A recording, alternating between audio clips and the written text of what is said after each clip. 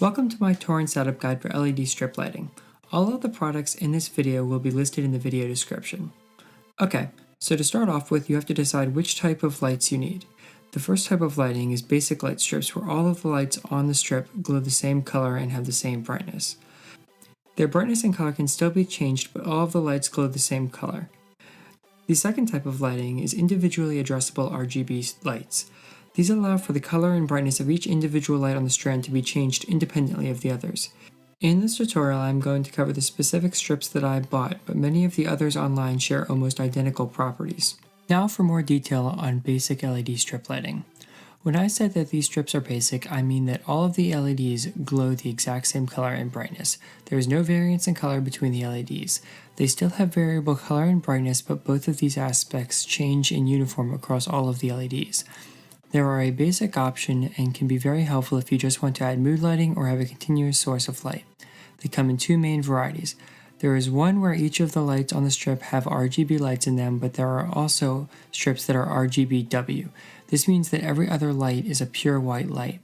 These are helpful if you're trying to put out pure white light at times, or just want the ability for the lights to emit brighter light at the expense of color, as enabling the white lights removes much of the color saturation that the lights output. They are very easy to set up, as they often come with double-sided tape applied to their back. They can easily be obtained from one of the many resellers on Amazon that supply them in cheap, easy-to-use kits. These kits usually come with a power supply, controller, remote, and the lights themselves, either one or two strands. Each end has a connector that allows for easy chaining of multiple strands together. This is a neat feature, but due to a loss of voltage, the color of the light can sometimes become distorted toward the ends of the strand. The included remote allows for very easy control even from a distance, and is very low profile and low weight, so it can easily be mounted with Velcro for easy storage. Brightness-wise, they put out an average amount of light and do a good job of providing mood lighting or something of that nature. However, if using multiple strands, then they can sometimes be used to light a room. In order to install them, simply plug the power supply into the wall. I am plugging mine into my theater system amplifiers so that they are automatically turned on when the sound system is on, and eliminates the need to use the remote for a large amount of the time.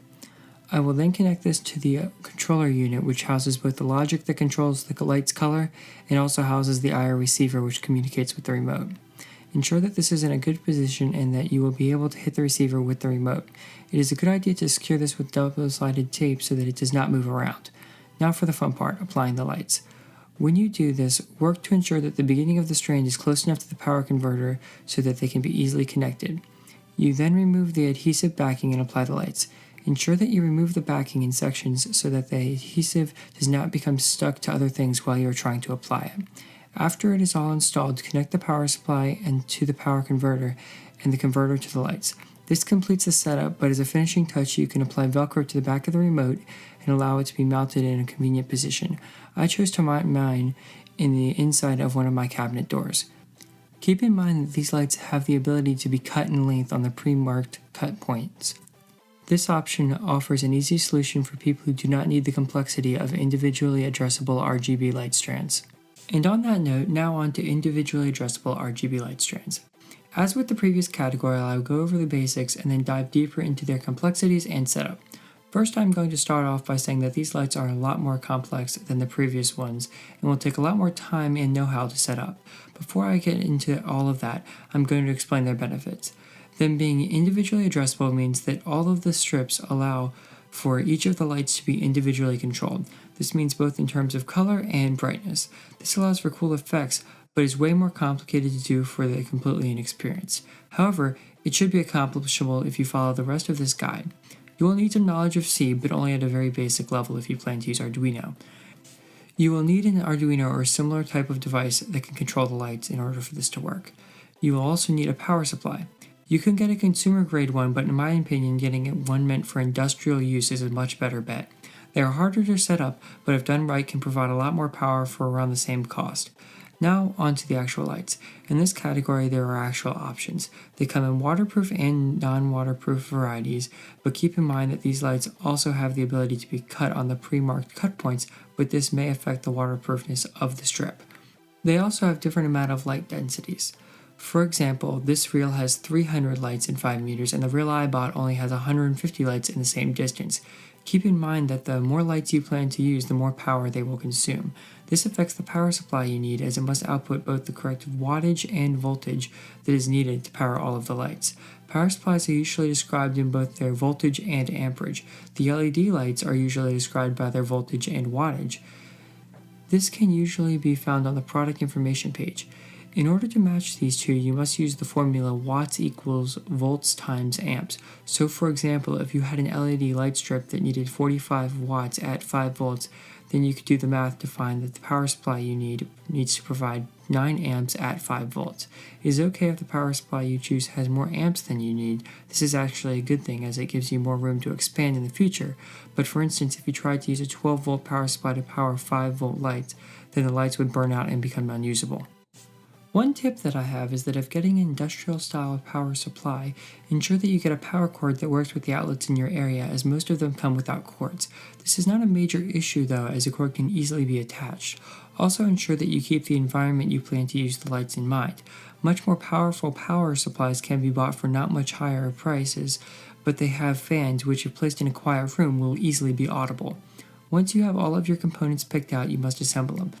To do this, first start by connecting and setting up your power supply.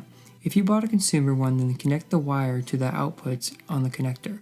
If you bought an industrial style one, the power cable must be connected to the input headers.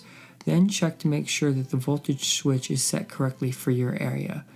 Once this is done, connect a wire to the outputs so that they can be connected to the RGB strips at a later time.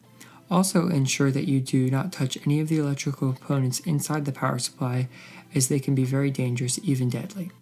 Next, it is time to set up your Arduino. First, download and install the Adafruit library. There are other options available, but this is the one I tend to work with. I will put a link in the description for this. This will allow you to control the lights through the Arduino. Then write your code and set up the data output of the Arduino to the lights so that they can receive this information. I have posted my code that I use to run my lights in the video description, but be sure to read through the comments so that you understand what it does. For my setup, I have also done other things. I have an independent power switch that turns them on and off. If you plan to use a physical switch such as I have, ensure that you apply the switch to the positive rail, as the negative rail should always be connected first. I have also added 3 buttons on the Arduino case that I have made. This is so that I am easily able to switch between light modes on the fly without having to change it through the code. One note I would make would be to place this box in a discrete location. I made mine out of plexiglass, and the glue tends to ruin the finish of the system. The system is now ready to be applied to your current setup. The lights will now have to be mounted. The ones I got did not come with a pre-applied backing, so I had to use double-sided tape, which actually held up rather well over time. It did come with some brackets, but it only came with 5, and there are 5 meters of lights. This is not nearly enough to hold them up by themselves. Overall, it is not that hard to do. You just need some basic coding and electrical knowledge. Okay, so I hope everyone has enjoyed this tour and setup guide of the LED lighting strips. Please like and subscribe. If you have any questions, please feel free to leave them in the comments below.